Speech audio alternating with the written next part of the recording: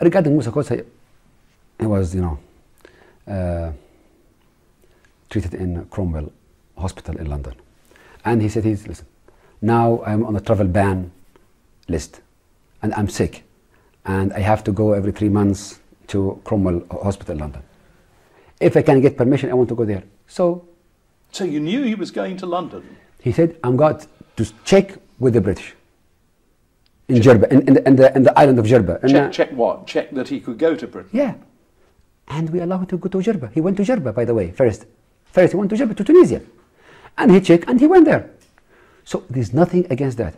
No, but surely... He wants to resign. Nothing wrong. But others, they defect, of course.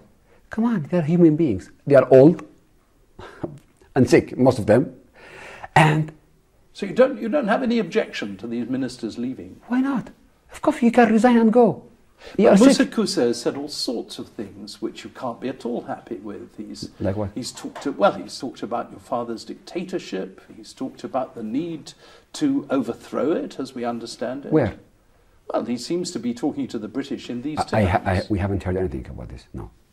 I mean, at least me personally. But you must feel betrayed by what he's done. No.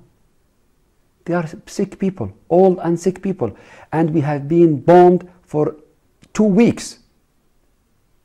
They are old people, they're not young like us. So, if you are, imagine, you are in London, and we are bombing you day and night for 2 weeks, and psychological pressure, and the media, the press, and you are sick and old. What can you do?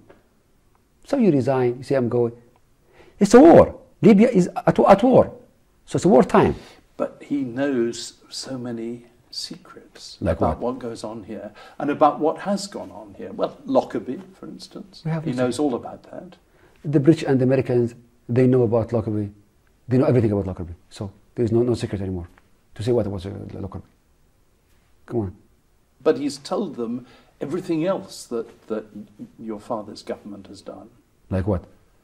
Well, I imagine some pretty disturbing things. I have no idea about this. No, we have no secrets. Tell them what.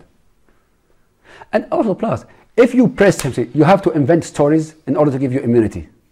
So, what can I do? So you think he's inventing stories? The British government said this. You have no immunity unless you cooperate. He is sick. He is sick and old. So, if you put this way, no immunity, of course I will come out with the funny stories.